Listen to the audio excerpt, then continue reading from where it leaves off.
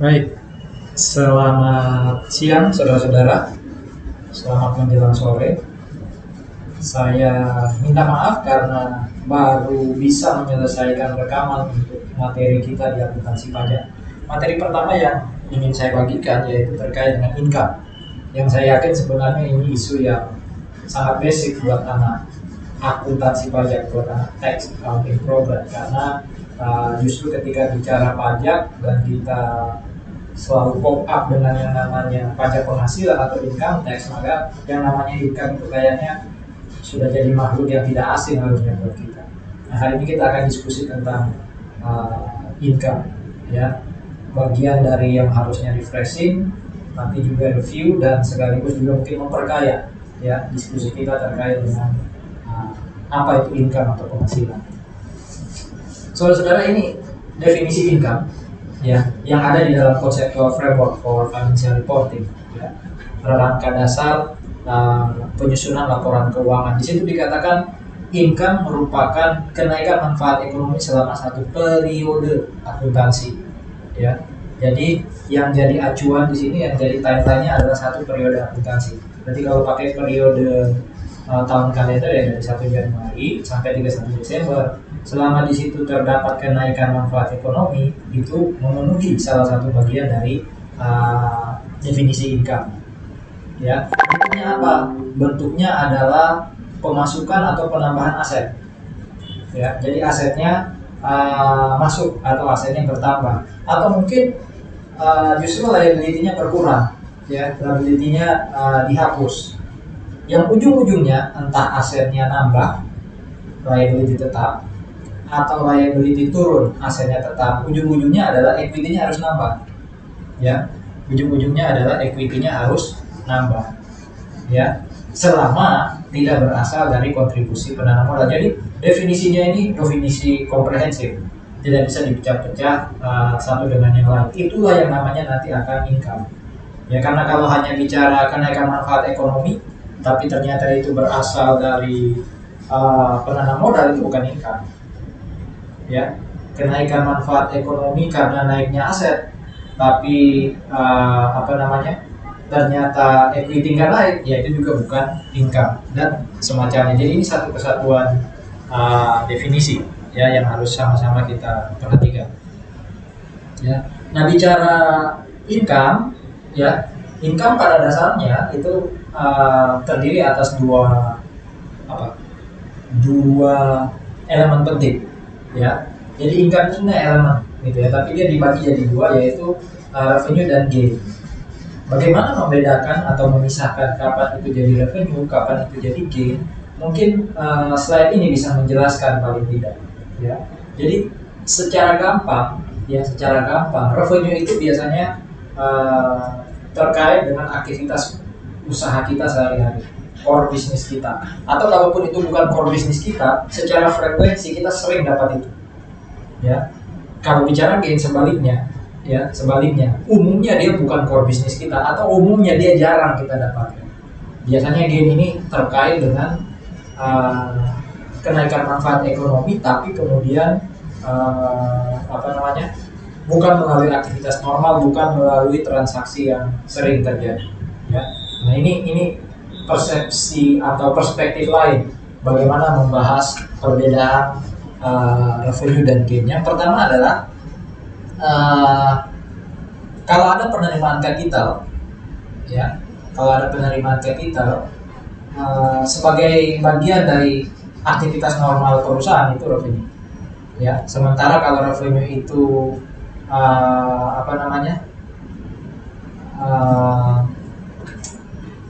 revenue itu tidak ada kaitan dengan bisnis, nah itu yang namanya gain. Jadi yang kiri itu gain, ya, yang kanan itu revenue. Bicara sumber dari gain itu dari non operasional. Sementara kalau sumbernya revenue, yaitu dari operating activities. Sifatnya apa? Kalau gain itu tidak berulang, ya, sesekali aktivitasnya. Jadi kita kalau jual mobil, ya, dan mobil itu aset tetap, kita jual, kita dapat gain, itu kan nggak sering. Kalau itu sering kita lakukan, ya itu jadi core bisnis sudah. Ya kan, itu sudah jadi core bisnis. Jadi secara nature satunya sering terjadi frekuensinya yaitu revenue, satu jarang terjadi yaitu gain. Reserve funds ya, sumber dari pencadangan atau sumber dari dana ya. Ya bicara operating dan non operating, satunya untuk operating yaitu revenue ya, sementara kalau gain ya tidak bisa di save untuk operating. Itu secara umum sih perbedaannya. Kalau bicara tata letak, biasanya revenue ada di atas. Ya, revenue yang paling sering muncul kan sales revenue atau service revenue. Ya, sementara yang ada di bawah itu biasanya orang langsung katakan itu other income. Ya, agak kurang tepat kalau menyebut other income itu pasti gain, karena biasanya contoh ya, saya dapat interest tetap interest revenue kan, walaupun saya hanya dapat interest sekali. Tapi secara substansi saya setuju untuk mengatakan bahwa hanya sales lah, hanya service lah, atau hanya core business lah yang disebut revenue. Selain itu sebenarnya gain. Atau kalau tidak nyaman, tidak begitu terbiasa menyebut interest gain, ya kita sebut interest income, dividend income. Karena dividen bukan sesuatu yang sifatnya sering. Jadi kurang pas ketika mengatakan dividen itu dividend revenue. Pak, dari PA, dari intermediate saya diajarin kayak gitu ya. Tidak serta-merta menyalahkan, karena bisa jadi itu sering kita terima walaupun bukan core business ya. Tapi kalau kita bicara substansi, maka di luar sales revenue itu harusnya ada income. Berarti itu harusnya lebih pas disebut gain. Ya, tapi apalah arti sebuah nama ya. Yang penting kata letaknya jangan salah. Jangan meletakkan interest revenue di tempat paling atas. Ya, karena seharusnya yang menjadi penguasa bagian paling atas itu kan sales revenue. Ya, demikian halnya dengan dividend revenue, rental revenue. Ya, Pak, rental revenue bisa jadi revenue kalau saya memang usahanya persewaannya sudah, berarti rental revenue itu setara dengan sales revenue atau service revenue. Interest juga bisa paling atas kalau Anda bank atau perusahaan jasa keuangan, ya kan? Jadi secara teoritis kita bisa bicara perbedaan, tapi harusnya internalisasi membedakan revenue dan gain itu sudah bukan ranah diskusi lagi, tapi sudah terbiasa. Oh, ini revenue gain gitu ya. Itu kalau Anda benar-benar menjiwai yang namanya akuntansi ya. Kalau belum terlalu bisa membedakan, itu dipertanyakan gitu ya ke akuntanannya. Pertanyakan ke akuntanan. Ini lagi pembedaan lain secara distribusi ya. Kalau ada revenue ya distribusinya diambil dari profit, sementara kalau gain ya bukan dari profit ya, bukan dari profit.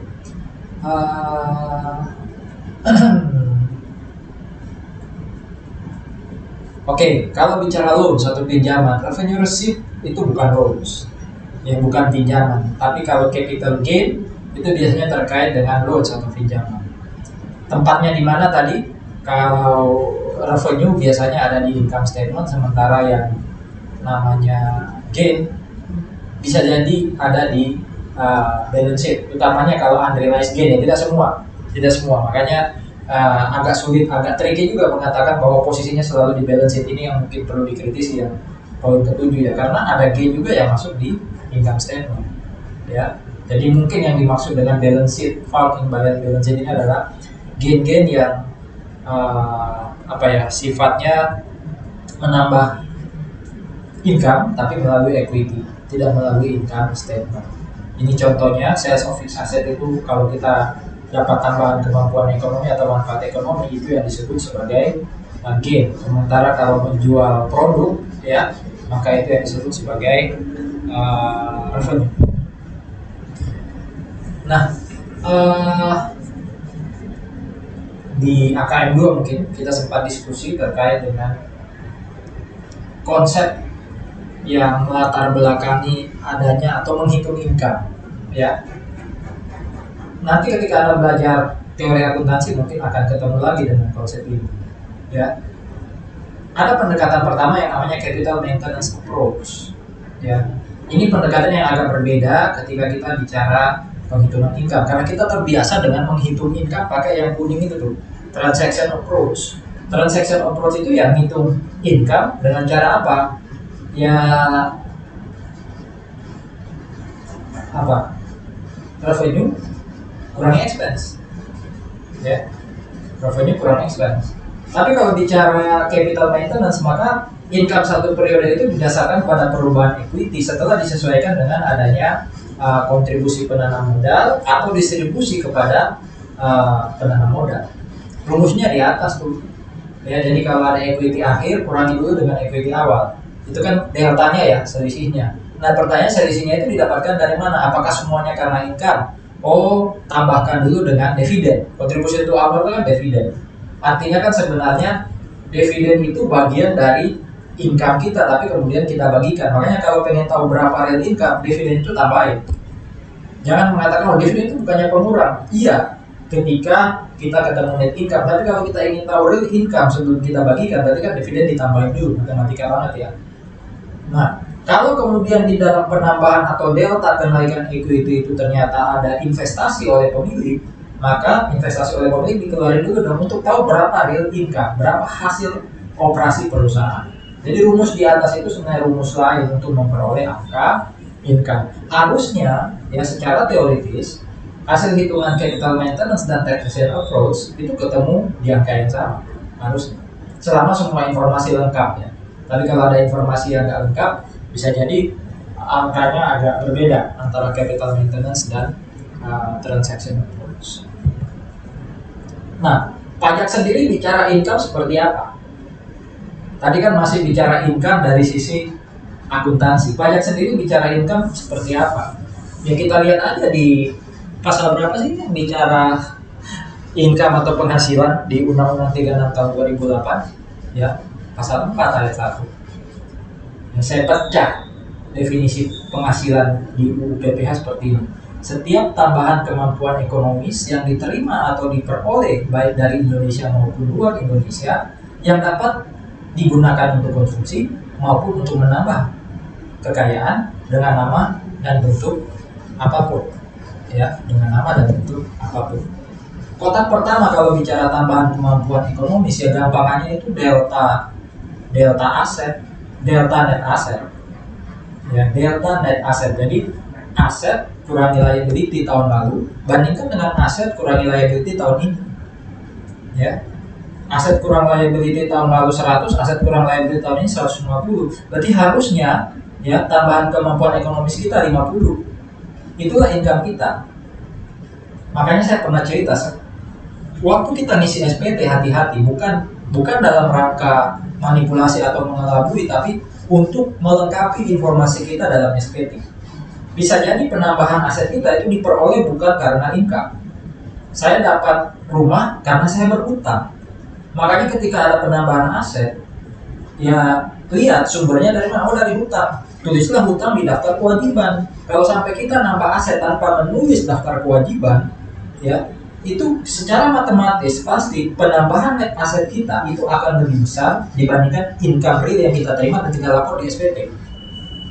Ya, jadi bukan mainan atau bukan kesengajaan atau intensi negatif dari teman-teman Fiskus atau Ditjen Pajak ketika kemudian ada orang yang ditagih pakai surat tagihan pajak atau paling nggak surat lah untuk mempertanyakan, Pak, kenaikan aset Bapak sekian, ya 50, tapi income yang Bapak lapor cuma 30. Kami menduga 20 itu adalah income yang belum Bapak laporkan. Bapak bisa beli aset naik 50, tapi kok income Bapak cuma ditulis 30. Ada apa ini, Pak? Tolong jelaskan. Nah, disitulah kita baru sadar, oh iya, aset saya naik 50 itu 20-nya karena berhutang atau 20-nya karena dapat penghasilan yang bukan objek pajak. Saya lupa atau tidak mengisi dalam SPT. Ya, jadi bukan masalah kita ingin mengelabui atau memanipulasi, tapi untuk memastikan bahwa kelengkapan SPT kita itu sudah terjamin.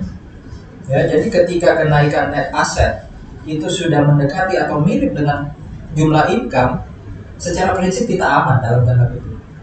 Ya, itu pun kalau ada pertimbangan lain dari otoritas pajak tentu bisa jadi kita ditanyakan ya. Tapi intinya itu adalah salah satu cara atau cara paling awal untuk memastikan bahwa SPT kita itu layak kita submit. Tapi ketika SPT kita lihat income kita tidak sebanding, ya secara signifikan tidak sebanding dengan kenaikan net aset, nah itu hati-hati, karena yang namanya income itu definisi awalnya adalah tambahan kemampuan ekonomis. Berarti evaluasi lagi, bisa jadi ada tambahan kemampuan ekonomis yang belum kita laporkan sumber. Ya, jadi definisi pertama itu concernnya ke sana. Yang kedua, diterima atau diperoleh. Nah ini sebenarnya mengarah ke basis apa sih yang digunakan oleh pajak, cash basis atau accrual? Jawabannya dua-duanya. Ya, jadi konsistensi memang ketika kita memakai cash basis, ya cash basis terus, itu arahnya diterima. Kalau accrual, ya accrual terus, itu arahnya diperoleh. Ya, jadi bukan hanya yang cash yang akan dipajaki atau dikenakan pajak, bisa jadi yang masih dalam bentuk piutang pun akan kena selama kita menggunakan basis yang namanya accrual basis di pajak. Lebih tepatnya sih kalau di pajak itu katanya modified cash basis, ya, jadi cash basis tapi yang dimodifikasi. Ya, ada bagian di mana memang fungsi pajak, kalau fungsi pajak reguler lebih bicara gitu ya, lebih mendominasi, maka kita diminta untuk mengakui penghasilan lebih awal. Ya, jadi kalau saya sudah melaporkan pendapatan padahal realisasi cashnya masih di bawah, itu kan berarti ada apa? Ada accrued revenue gitu ya, accrued revenue. Nah itu akan kena pajak lebih awal. Ya, itu akan kena pajak lebih awal. Karena pertimbangannya adalah mengenakan pajak di awal, tapi itu hanya beda waktu. Besok ketika saya terima real cash, maka itu tidak akan dipajaki lagi. Ya, kalau saya pakai modified cash basis atau accrual tadi. Jadi diterima itu cenderung mengarah ke cash basis, diperoleh itu sebenarnya concernnya dengan accrual basis. Nah, yang kuning ini sudah agak berbeda ya. Ketika kita bicara omnibus law, saya belum lebih jauh membaca omnibus law. Sebenarnya lebih tertarik dengan klaster ketenaga kerjaan. Saya belum sempat melihat klaster pajaknya.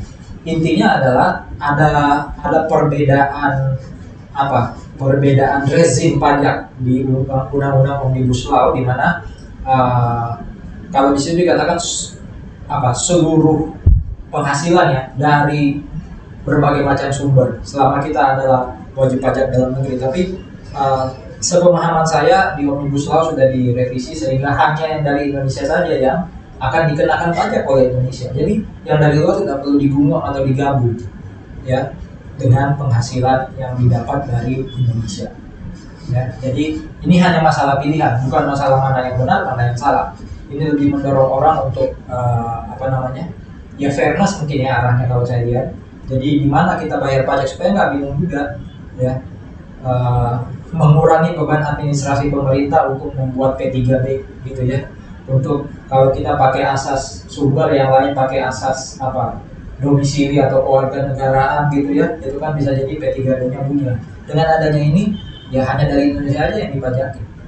Ya, beban administrasi tadi bisa berkurang. Itu substansinya omnibus law memang ya. Yang dapat digunakan untuk konsumsi. Ya, jadi membeli keluar uang itu bisa kena PPh. Kalau apa? Kalau kita nggak lapor sumber uang untuk membeli tadi, atau memang belum lapor ya. Kalau pajak itu kan netral ya. Tapi kalau kita arahkan ke negatif, berarti kita sengaja nggak lapor, tapi kita kemudian belanjain uangnya. Kok bisa beli rumah 1M, tapi lapor penghasilan hanya 750 juta. Nah, 250 itu yang dianggap sebagai konsumsi. Makanya pengawasan pajak sekarang kan sampai merambah ke media sosial. Ya, kita dengan bangga, dengan narsis pamer aktivitas sosial kita di media sosial, liburan kemana-mana, tapi SPT-nya kok nggak menunjukkan bahwa orang ini mampu liburan. Ya, berarti ada intensi negatif dari orang ini. Tanyain udah diskusi gitu ya. Kok bisa nyulap hidup bagus gitu ya, padahal penghasilan tidak sebanyak itu. Siapa tahu wajib pajak ini bisa jadi motivator ya kan. Ya, jadi hati-hati ya, bukan berarti sekali lagi mengelabui, tapi pastikan ya gaya hidup kita di media sosial itu bisa kita pertanggungjawabkan. khususnya terhadap pajak. Termasuk menambah kekayaan. Jadi bukan hanya bukan hanya yang dibelanjakan, tapi yang kita simpan untuk saving gitu ya. Itu juga kan bagian dari income. Jadi ketika ada tabungan tapi sekali lagi tidak jelas sumbernya dari mana, ya itu kan menambah aset ya, tapi ternyata income-nya nggak dilaporkan, maka itu juga bisa jadi definisi income atau penghasilan. Salah satu rekan Anda ya, Pak Calvin, coba meneliti itu. Sebenarnya lebih banyak orang ketika dapat relaksasi pajak itu mengonsumsi atau saving. Nah, kita tunggu hasilnya Calvin nanti. Semoga bisa dipublish supaya kita bisa lihat dari definisi yang biru itu, kotak biru itu, sebenarnya perilaku WT khususnya ketika dapat relaksasi itu lebih ke arah mana. Ya. Karena kan relaksasi PPh itu sebenarnya income. Loh Pak, relaksasi PPh itu kan berarti nggak dipotong pajak. Betul. Kok bisa disebut income? Ya iya. Coba Anda bayangkan ketika Anda dapat 100 lalu dipotong 5, Anda cuma bisa belanja 95. Anda cuma bisa menambah kekayaan 95. Tapi ketika 5 itu bebas, bukankah sekarang kemampuan ekonomis Anda naik? Anda boleh pakai untuk belanja atau Anda boleh tabung. Itulah juga income. Makanya hati-hati. Ketika kita dibebaskan dari hutang, kita berhutang, kita debitur ya, dibebaskan sama bank, itu kena pajak. Secara prinsip itu objek pajak. Karena apa? Uang yang selama ini kita sisain untuk bayar hutang sekarang nggak perlu, sudah dibebasin. Nah, kita harus kena pajak. Ya. Kalau agak relate dikit dengan kondisi spiritual atau rohani kita sudah ditembus sama Tuhan. Ya, di kayu salib, hutang kita sudah nggak ada, kita bebas. Tapi bukan berarti kita sebebas-bebasnya. Ya, harus ada konsekuensi yang kita tanggung sebagai bagian dari kita mensyukuri kebebasan kita. Mungkin itulah dalam tanda kutip pajak yang harus kita bayar gitu ya. Hidup menderita, ya kan? Nunggu Tuhan Yesus datang kali kedua, hidup terus kudus gitu ya. Itu bagian dari yang menurut saya pajak yang harus kita bayar karena kita sudah menerima pembebasan hutang. Di mana hutang yang kita yang sudah dibebaskan tadi itu manfaat ekonomis bertambah gitu. Ya, kita nggak perlu pusing-pusing lagi mencari jalan keselamatan yang lain. Ini kebaktian universitas atau akuntansi pajak. Saya terpengaruh dengan hari Senin. Anda sering ikut KU nggak? Ya. Nah, kotak terakhir. Nah, ini ada beberapa pihak yang mengatakan ini pasal karet, ya, dengan nama dan bentuk apapun. Silakan. Perspektif bebas, karena kita ada di ranah kebebasan akademik, kita ada di negara demokrasi, ya. Tapi intinya sebenarnya ini cara pemerintah untuk mengatakan bahwa undang-undang itu kan sifatnya sangat-sangat general. Bisa jadi ada hal-hal rigid atau detail yang belum teratur, belum tersampaikan. Nah, ini pasal yang menampung tadi. Kalau substansinya itu memang income, walaupun diberi nama apapun, harusnya dia income. Kalau dia jadi objek pajak, harusnya bayar pajak. Ya,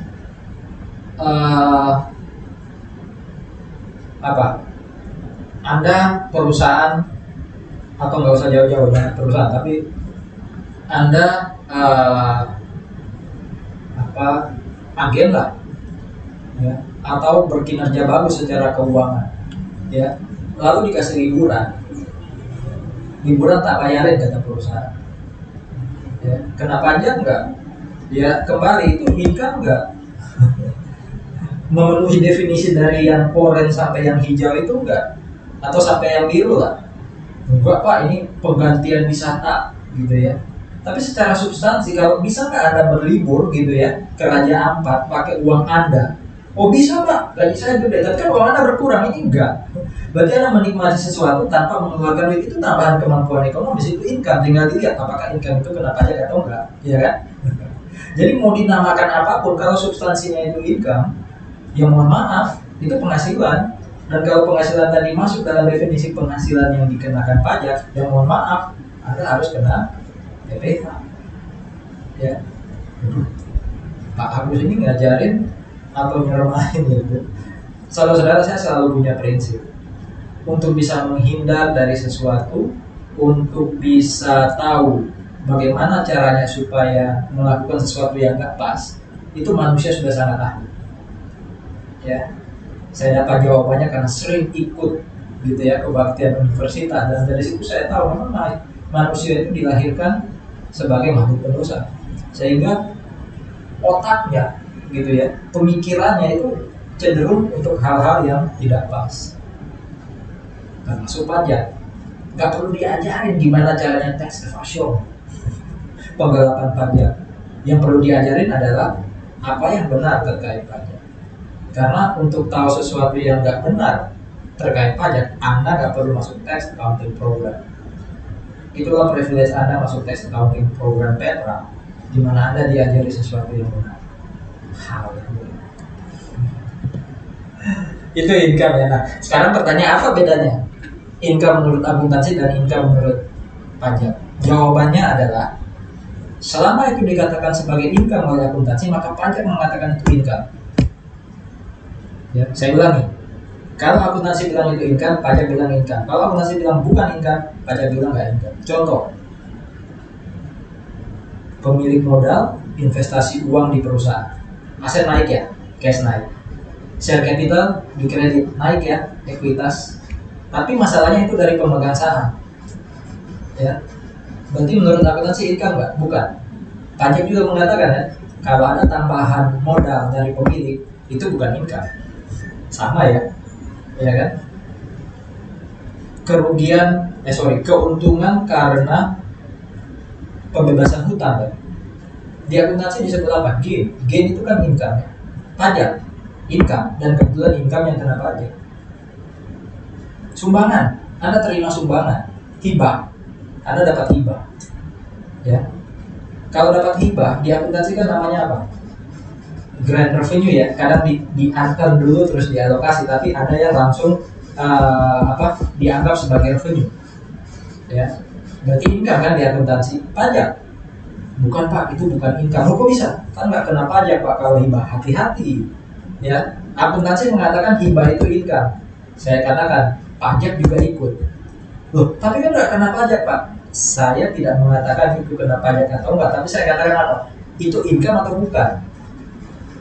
Hibah income atau bukan? Income. Menurut siapa Pak? Akuntansi dan pajak. Loh, sekali lagi Pak, kok nggak kena pajak? Iya, karena nanti kalau kita lihat ada yang namanya income kena pajak, ada yang tidak kena pajak. Tapi bukankah warisan itu juga income yang kebetulan tidak kena pajak? Jadi kita bicara landasan filosofis, bukan praktis atau apa ya, atau yang selama ini kita pahami dengan bahasa yang lugas, bahasa bisnis. Kita bicara bahasa filosofis, bahasa hukum, itu income. Ya, apapun yang disebut akuntansi sebagai income, pajak akan mengatakan itu income. Yang berbeda adalah saat pengakuan, bisa jadi. Ya, ada yang itu tadi ya, pajak lebih cepat mengenainya. Saya dapat pendapatan sewa diterima di muka, langsung potong PPh 23 atas semuanya. Padahal yang masuk laporan keuangan itu baru part of unearned revenue tadi. Saya dapat uang 100 per tahun, dapat 400, langsung potong PPh 23 kan. Tapi sama akuntansi hanya dilaporkan 100 karena proret per tahun. Ya. Jadi saat pengakuan aja yang berbeda, atau yang tadi saya katakan ya, saat pemungutan PPh-nya atau mekanisme atau sifat pemungutan PPh-nya yang kemudian membuat income akuntansi dan income pajak kelihatan berbeda.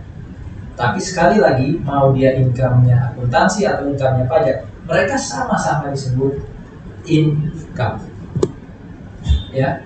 Nah, bicara soal pengenaan PPh yang paling kanan ya, kotak paling kanan, maka ya, income di pajak itu bisa dibedakan. Pertama, ada PPh atau ada income yang dikenakan PPh waktu penghasilannya diterima atau diperoleh. Pasal 4 ayat 1 ya, itu mengatur hal-hal yang menjadi topik bahasan sekarang ini nih, yaitu PPh yang dikenakan atas income saat income itu diterima atau diperoleh. Satu yang perlu diingat, 4 ayat 1 UU 36 2008 itu sifatnya contoh. Jadi di luar itu ada banyak income yang kena PPh saat diterima atau diperoleh. Contoh gaji, Anda paham benar kan? Waktu dapat gaji langsung dipotong pajak. Berarti waktu dapat penghasilan langsung dipotong pajak. Berarti gaji masuk dalam komponen ini nih, kelompok pertama ini. Ya, penghasilan langsung kena PPh. Ya. Hadiah yang sehubungan dengan pekerjaan atau penghargaan itu juga kan kena PPh 21 kalau orang pribadi, kalau badan kena 23. Ya kan? Jadi gaji dan hadiah atau penghargaan itu masuk dalam kategori ini. Penghasilan yang dikenakan PPh saat penghasilan tadi diterima. Ya. Ada lagi investment income, ya bunga, royalti, rental itu kan juga dikenakan PPh. Ya, saat kita dapat. Ya. Atau perbedaan saat pengenaan PPh. Ya, yang saya katakan tadi sudah dikenakan PPh kemarin, ya akuntansi baru akui pendapatan sekarang. Ya. Jadi unearned revenue contohnya, ya kan itu masuk dalam definisi PPh yang dikenakan waktu cashnya diterima, ya kan, cashnya diterima dan penghasilan diperoleh, ya kan. Tapi ketika akuntansi mengakui revenue tahun depan udah bebas dari pajak. Tapi kena pajaknya kapan? Ya waktu saya dapat cashnya secara total. Ya. Ada lagi kelompok kedua penghasilan. Jadi penghasilan akuntansi sama dengan penghasilan pajak, hanya beda saat pengenaan. Ada yang dikenakan ketika diterima atau diperoleh. Yang kedua adalah dikenakan waktu akhir tahun atau akhir periode akuntansi, akhir periode tahun pajak. Ya, contohnya apa? Capital gain. Atau kalau Anda jualan barang, nggak pernah kan jual produk sama pembeli dipotong, enggak kan? Kalau iya berarti masuk kelompok yang ini dong, dipotong PPh saat diterima atau diperoleh. Enggak, bisnis profit itu masuk dalam definisi atau kategori ya dikenakan PPh di akhir tahun. Ya termasuk tadi capital gain. Capital gain itu bisa jadi waktu Anda jual barang ada selisih lebih, itu nggak kena PPh. Ya, pernah jual mesin ya ada selisih lebih nggak kena PPh. Nanti dilaporkannya di akhir tahun, bukan berarti bebas tapi dikenakannya di akhir tahun.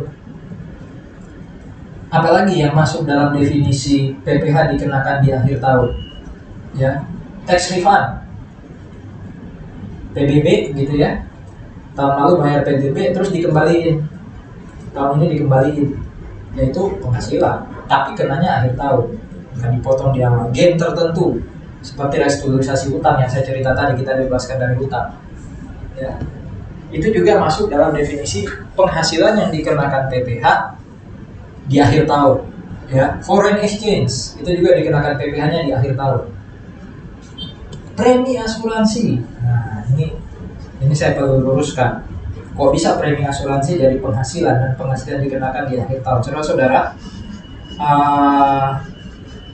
ini mungkin mengerucut ke kelima asuransi ya, kelima jenis premi asuransi, yaitu asuransi kesehatan, kecelakaan, jiwa, pendidikan, dan multiguna. Jadi asuransi jiwa, asuransi kesehatan, asuransi kecelakaan, pendidikan, dan multiguna. Agak-agak perlu dibedakan antara kecelakaan dan jiwa. Kecelakaan itu belum tentu merenggut jiwa. Kalau jiwa itu berarti mohon maaf, bicara kematian. Kalau jiwa biasanya cacat atau semacamnya. Kalau kesehatan ya tapi kita sakit. 5 jenis asuransi ini substansinya mirip-mirip. Ya, ada kedukaan di situ.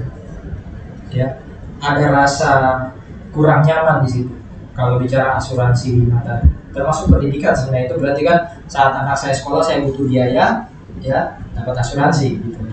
Nah, yang jadi objeknya itu bukan klaim asuransinya, tapi premi asuransi yang dibayar. Saya belum nyadar, premi asuransi kan uang keluar, kok bisa jadi penghasilan dan kenapa kena pajak di akhir tahun? Saudara-saudara, kalau Anda baca lagi, ya yang ada di pasal 4 ayat 1 itu sebenarnya substansinya adalah waktu saya bayar premi yang 5 tadi, 5 premi tadi itu tidak boleh jadi pengurang. Padahal substansi pengeluaran uang itu kan harusnya mengurangi penghasilan ya. Saya punya uang 100, saya bayar pakai premi 10. Berarti kena pajaknya 90 dong. Kata pajak enggak. Pajak mengenakan PPh atas 100. karena 10-nya nggak boleh ngurangin yang 100. Berarti saya nggak kena 90 tapi kena 90 plus 10, berarti 10 itu kan kena pajak. Berarti premi asuransi objek pajak. Jadi ini untuk meluruskan ke Anda, yang namanya asuransi pasti kena pajak. Pasti kena pajak. Mau kena pajak di awal atau di akhir, ya. Itu tergantung substansi atau nature dari asuransi. Kalau nature-nya kayak 5 tadi, asuransi jiwa, kecelakaan, kesehatan, pendidikan, multiguna, itu kena pajaknya waktu kita bayar premi. Dimana premi tadi nggak boleh ngurangin pendapatan kita. Tapi kalau asuransinya contoh, asuransi kebakaran, ya, asuransi mobil kita kena apa? Diberet atau lecet ya, lalu kita masukkan apa? Apa auto gitu ya, atau asuransi apa gitu kan. Agak beda antara 5 dengan yang non 5 tadi. Kalau yang 5 tadi kita kena pajaknya di depan waktu bayar premi. Sebaliknya kalau tadi asuransi kebakaran atau kehilangan itu kita kena pajaknya waktu dapat klaim. Ya, kenapa 5 tadi tidak disamakan aja waktu dapat klaim? Yang saya katakan tadi, saudara-saudara, kalau Anda dapat klaim asuransi kesehatan itu berarti kan lagi sakit.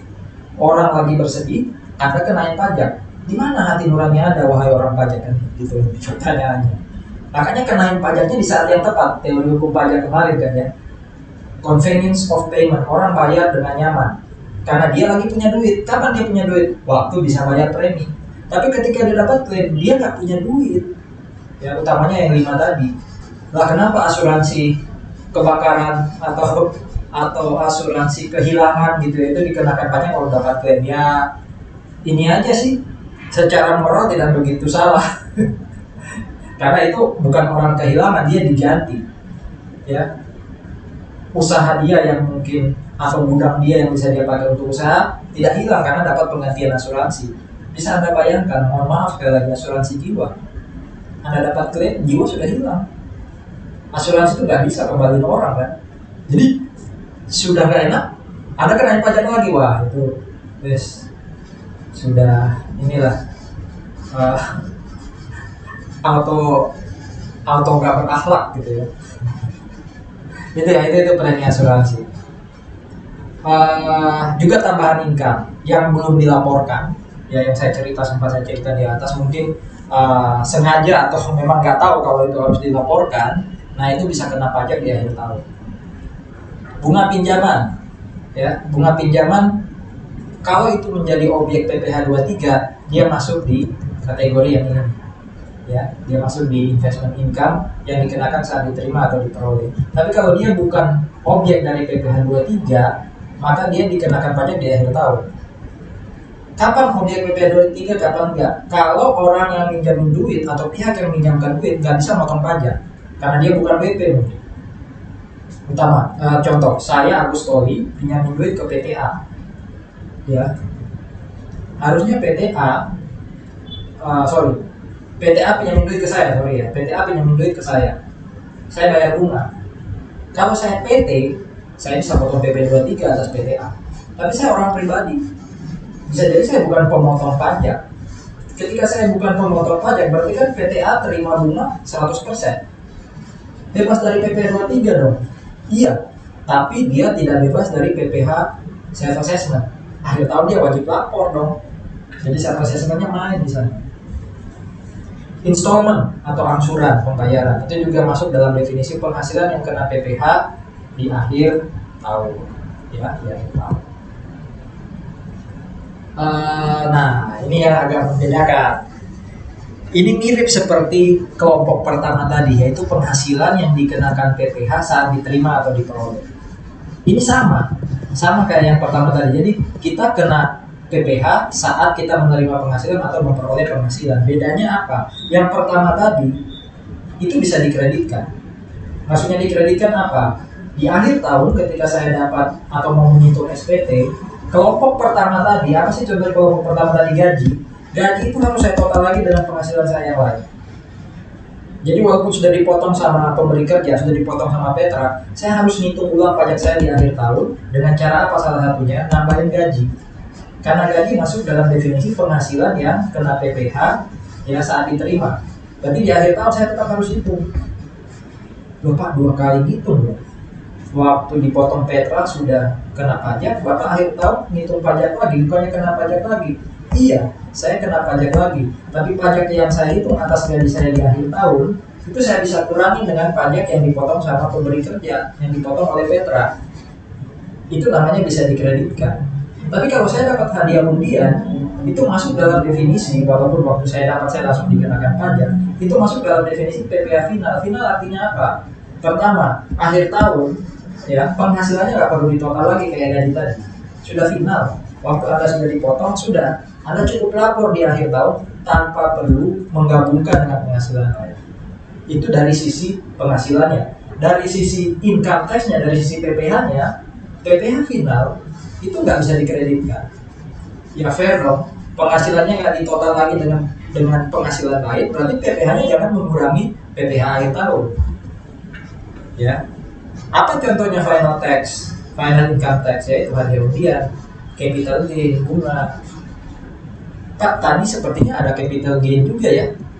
Ya, ada capital gain di ini nih, PPh yang dikenakan di akhir tahun. Iya, ini bisa aja capital gain karena itu tadi yang motong pajak atau yang bayar penghasilan ke kita nggak bisa motong pajak.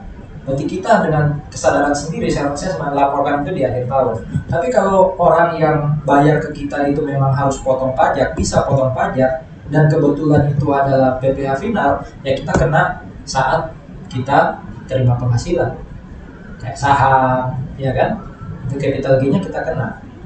Kapan bunga itu masuk final tax? Kapan dia masuk di akhir tahun yang ini, bunga pinjaman? Kapan dia masuk, di akhir tahun, kapan dia masuk saat diterima atau diperoleh? Lihat ya, coba ya, saya lihatin ya. Bunga ada di kelompok pertama, bunga ada di kelompok mana? Kelompok kedua. Bunga ada di kelompok ketiga, yaitu final tax. Bunga yang masuk di final tax itu umumnya bunga-bunga spesifik atau khusus. Biasanya bunga obligasi, ya, bunga tabungan, itu masuk final tax. Bunga di luar itu, ya, bunga di luar itu masuk harusnya di kelompok kedua, kelompok pertama, yaitu dikenakan PPh saat diterima atau diperoleh. Saya ulangi ya, bunga obligasi, bunga tabungan dan deposito itu masuk kelompok ketiga, kena PPh final. Ya, kalau dia tidak masuk PPh final, maka dia masuk kelompok pertama, yaitu dikenakan PPh lain selain PPh final. Dalam hal ini PPh 23. Nah, kapan dia kena atau masuk di kelompok kedua, Pak? Yaitu penghasilan yang dikenakan PPh di akhir tahun. Kalau pihak yang bayar bunga ke kita, sekali lagi, tidak punya hak untuk motong pajak, entah itu PPh 23 atau PPh final. Berarti kita yang terima penghasilan, ya secara tidak langsung diminta untuk sadar melaporkan sendiri di akhir tahun, kena tarif progresif. Ya, Pak, beda tarif Pak, mendingan saya kena PPh final berapa, 15%. Kalau kena yang 30% kan ini ya, beda substansinya. Karena walaupun kita kena pajak, apalagi kena PPh 23, kan yang kita kenakan atau yang dipotong dari kita itu masih PPh withholding. Akhir tahun kita akan kena tarif tertinggi umpama, ya tetap kena 30% kan, 25% kan, ya, atau 30 lah, ya, tarif tertinggi. PPh 23-nya hanya pengurang. Selama itu bukan final, maka kita tetap akan bayar, seandainya penghasilan kita diizinkan sampai yang level tertinggi, tetap bayar pajak tertinggi. Kebetulan waktu kita terima hanya dipotong 15% contohnya. Ya berarti saya lebih pengen kena yang PPh final, Pak. Ya silakan, selama penghasilan itu memang layak kena PPh final dan yang membayar adalah pihak yang boleh potong PPh final. Sekali lagi saudara-saudara, sudah sampai kelompok ketiga, semuanya income loh. Ya, capital gain, hadiah undian itu income. Jadi jangan sampai anak ngomong hadiah undian bukan income, bukan penghasilan. Itu penghasilan loh, buktinya dipotong PPh final. Ya kan? Tapi dia masuk dalam kelompok ketiga, yaitu kena PPh final. Kelompok keempat apa? Ya, ini ada final tax yang lain. Sewa itu sih biasanya masuk di kelompok pertama ya. Sewa itu masuk di kelompok pertama. Ya. tuh rental, ya kan? Tapi ada juga yang masuk di kelompok ketiga. Membedakannya gimana? Kalau diingat, kalau itu harta tetap kayak tanah bangunan, dia masuk final tax. Tapi kalau dia harta bergerak kayak mobil atau mesin, dia masuk ya pertama tadi, PP 23. Ya, surplus revaluasi masih final dan beberapa withholding tax. Ya, jadi PPh 21 kan aslinya bisa dikreditkan, tapi ada PPh 21 kayak pesangon yang dibayar sekaligus, itu kena final. Jadi final tax ini kan secara prinsip sebenarnya menggampangkan secara administrasi. Ya, sudah terima sekaligus, dipotong pajaknya besok-besok. Uangnya udah habis, yang penting potong waktu diterima sekaligus tadi, gitu ya. PP 22 kalau itu terkait BBM dan dijual ke agen. Ya, agen umumnya usaha kecil menengah yang bisa jadi belum punya NPWP. Karena kan PPh final aja langsung karena dia nggak bisa kreditkan, dia belum wajib pajak, gitu ya. Itu mungkin pertimbangan kenapa ada pengenaan PPh final. Jadi lebih ke arah meringankan beban administrasi. Ya, buat yang sudah jadi WP bukan berarti nggak bebas sama sekali ya, tapi tetap harus dilaporkan, tapi tidak perlu ditotal dengan penghasilan lain. Nah, yang trading memang yang terakhir ini nih, non taxable income. Ya, namanya tetap income loh, tapi non taxable. Jadi jangan bilang hibah itu bukan income, itu income tapi non taxable income. Pajak mengatakan itu income tapi tidak kena pajak. Sumbangan keagamaan, ya kan? Bantuan atau sumbangan. Khusus hibah hati-hati, ada syarat-syarat khusus kan. Yang terima itu hanya pihak tertentu. Kalau orang pribadi penerima hibah itu selama apa? Garis lurus ya atau ke samping 1 derajat. Itu aja yang bebas. Ya, selain itu taxable income. Taxable income yang mana? Yang 1, 2 atau 3, umumnya sih yang 1.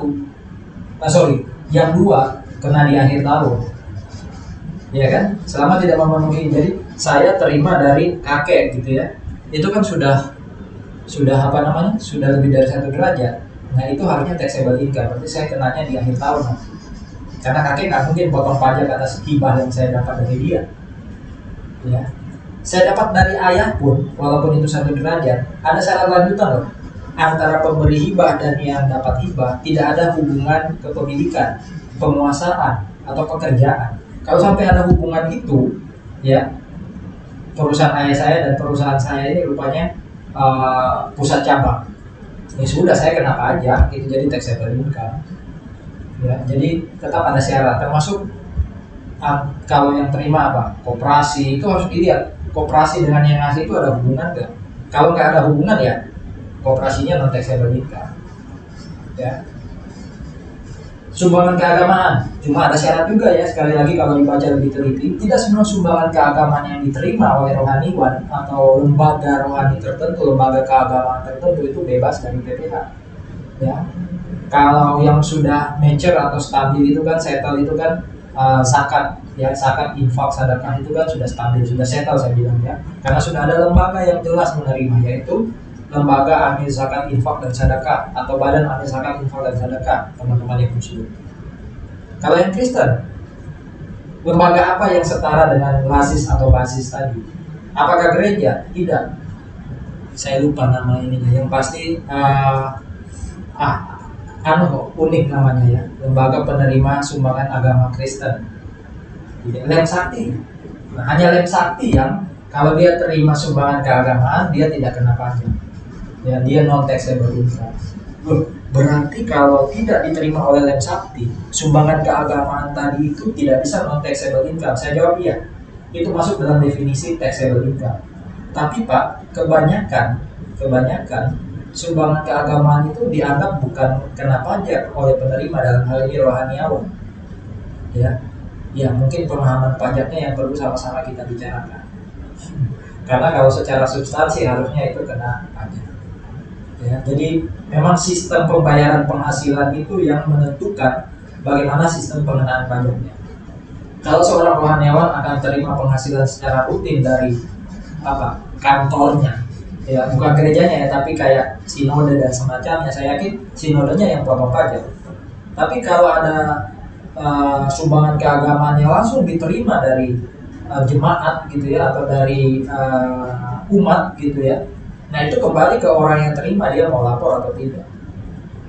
Saya tidak ingin masuk dalam perdebatan, tapi seandainya diperlukan, mari kita diskusi soal ini. Yang pasti yang masuk dalam definisi non taxable income adalah sumbangan keagamaan yang memenuhi syarat. Kalau tidak memenuhi syarat berarti dia bukan non taxable income. Bukan non taxable income, berarti taxable income. Taxable income yang mana? Harusnya taxable income yang dikenakan pajak di akhir tahun. Kecuali tadi, kalau ada sistem pembayaran bulanan yang dilakukan oleh lembaga lain, seperti sinode ke pendeta, gitu ya. Maka sinode ketika membayar ke pendeta harusnya ada withholding tax di situ. Berarti kena pajak saat diperoleh, bukan di akhir tahun. Ya. Non taxable income yang lain, warisan. Tahukah Anda? Tarif pajak degresif yang kita pelajari di hukum pajak itu biasanya berlaku atas warisan. Semakin tinggi warisan, maka tarif pajak makin rendah. Kenapa demikian? Supaya orang produktif, supaya orang bisa menghasilkan legacy dalam bentuk warisan dan dikenakan pajak kecil, dia harus produktif. Anak saya nggak boleh kena pajak tinggi atas warisan, berarti saya harus ngasih warisan besar. Tapi syukurnya itu tidak berlaku di Indonesia. Indonesia jauh lebih baik otoritas pajaknya. Warisan itu non taxable income. Berkat apa lagi yang tidak kita syukuri, ya kan? Investment by owner, jadi setoran modal oleh pemilik itu juga non taxable income.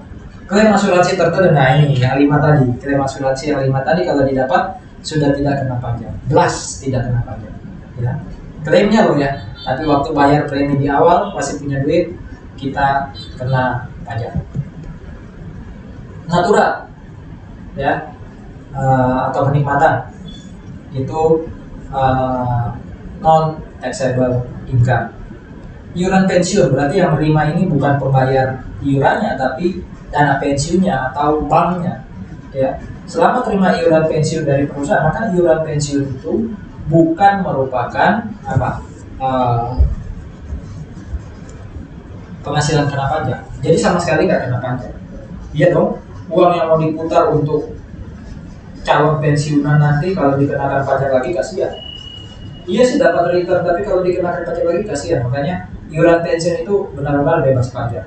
Termasuk sebenarnya ya return dana pensiun. Jadi iuran pensiun diterima oleh dana pensiun atau bank ya, diputar sama dia masuk di investasi, dapat return bunga kah atau apa ya. Kalau return itu kena pajak kan kasihan. Makanya return dana pensiun yang diterima dana pensiun itu juga dibebaskan dari pajak walaupun syaratnya ada batas waktu 5 tahun pertama, ya, dan harus disetujui atau otoritas Menteri Keuangan itu menyetujui dana pensiun tadi, ya, mengesahkan dana pensiun tadi. Kalau tidak masuk dalam definisi itu ya semua kena pajak, iuran pensiunnya kena pajak, return dana pensiunnya juga kena pajak, ya. Penghasilan partner. Jadi kalau Anda dirikan CV, lalu Anda pemilik CV ya namanya partner, bukan direktur. Namanya partner, bukan shareholder, namanya partner. Anda dapat gaji kalau Anda kerja, kan dulu waktu belajar CV ada 2 jenis sekutu ya, sekutu aktif dan pasif. Sekutu pasif itu hanya naruh duit, sekutu aktif itu naruh duit dan kerja, jadi manajer juga atau direktur juga. Apapun bentuk penghasilan yang Anda terima dari CV, dari firma, itu non taxable.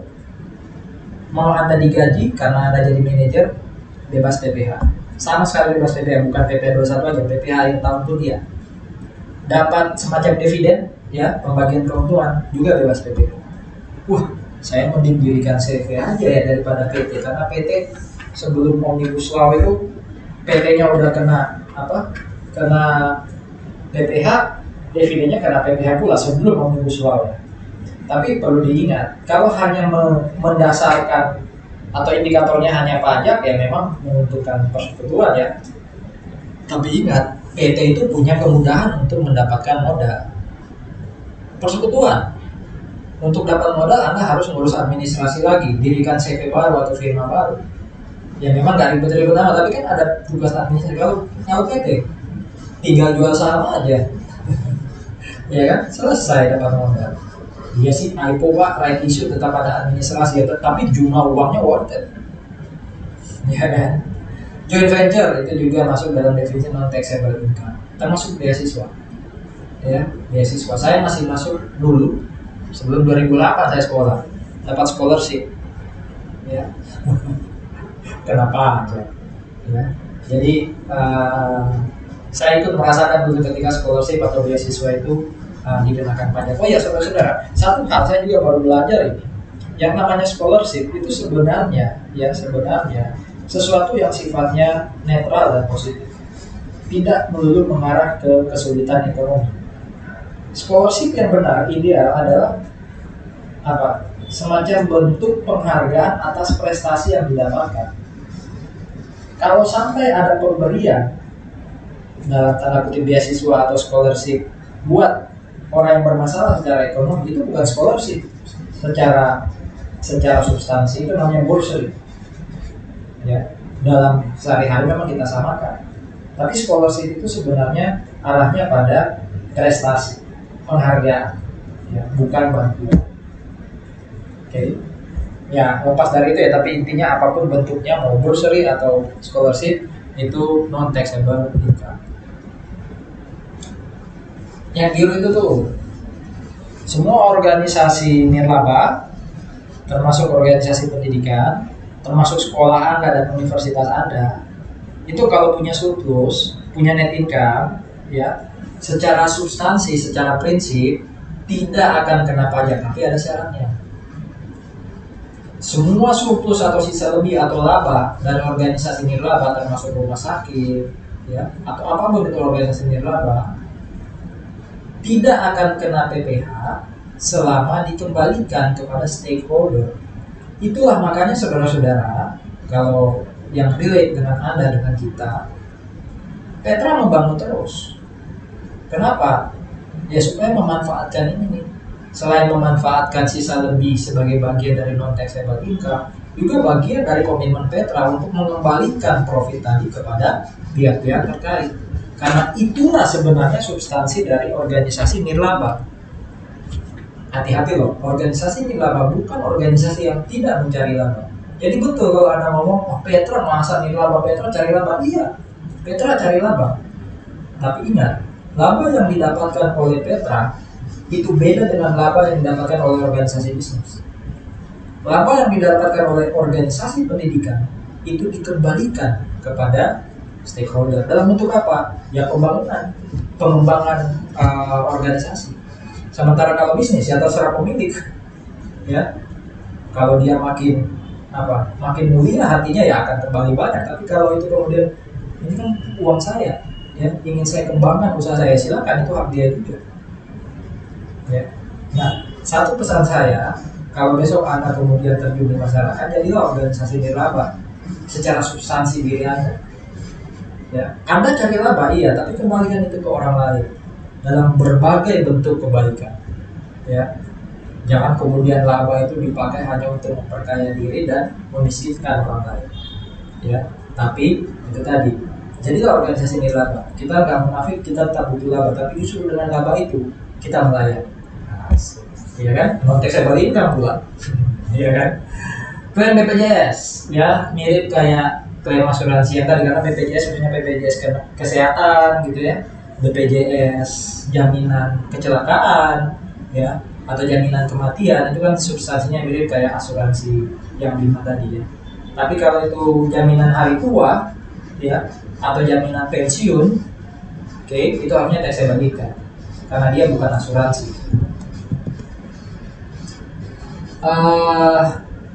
Saudara-saudara, ini sumber income, ya. Jadi sumber income itu, income ada banyak, tapi sama pajak itu dikelompokkan. Di penjelasan UU PPh itu pasal 4 dikatakan sumber income ada 4. Pertama, Anda mendapatkan income karena Anda melakukan aktivitas atau pekerjaan, berarti dapat gaji, contoh bonus, contohnya penghargaan.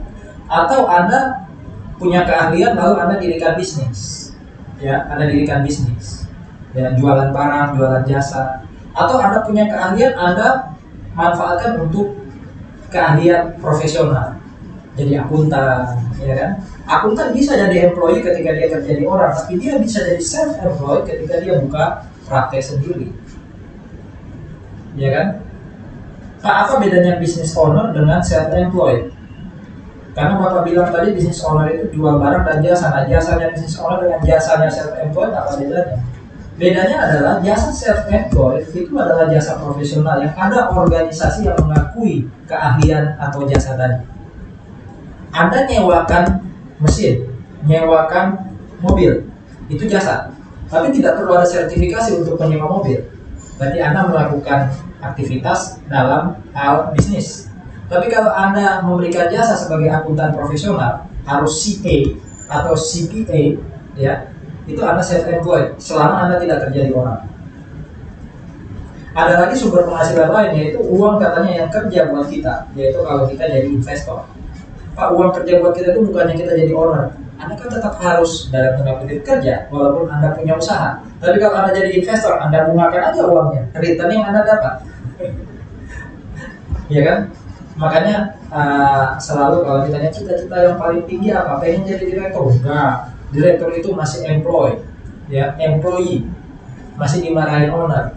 Saya pernah ngomong jadilah owner, gitu ya. Karena ketika Anda jadi owner, Anda marahin orang, Anda dapat duit dari hasil usaha Anda. Tapi rupanya saya lupa bahwa sebenarnya ada yang jauh lebih tinggi levelnya, yaitu investor, gitu ya. Dimana uang kerja buat dia. Dapat return itu penghasilan ya, berarti kena pajak ya. Nah itu sumber penghasilan juga. Tapi intermezzo aja, ya. Akan jauh lebih gampang kalau Anda jadi pasangannya investor, jadi istri atau suaminya investor, ya. Nggak ngapa-ngapain, dapat durian runtuh. Yang tidak masuk di sini itu yang namanya other income, kayak warisan. Warisan itu other income. Emang dari mana kita dapat? Dari employee? Bukan. Sebagai bisnis owner, bukan. Saya employed, bukan. Investment, kan saya investasi hidup Pak, melayani melayani keluarga, akhirnya dapat inheritance. Bukan gitu. Itu nggak bisa masuk di 4 kuadran ini, berarti dia other income. Sekali lagi, inheritance atau warisan itu income, tapi kebetulan tidak kena pajak, ya, non taxable. Saudara-saudara, itu bagian yang terkait dengan income yang bisa saya bagikan, ya. Semoga di kesempatan lain kita bisa bertemu lagi, utamanya ketika bahas expense nanti. Saya cuplik satu ayat dikatakan gini di Amsal 16 ayat 8, lebih baik kita punya penghasilan sedikit tapi itu dari kebenaran, daripada punya banyak penghasilan tapi itu berdasar ketidakadilan, atau daripada punya banyak penghasilan tanpa ada keadilan di dalamnya. Oke, Tuhan berkati kita semua.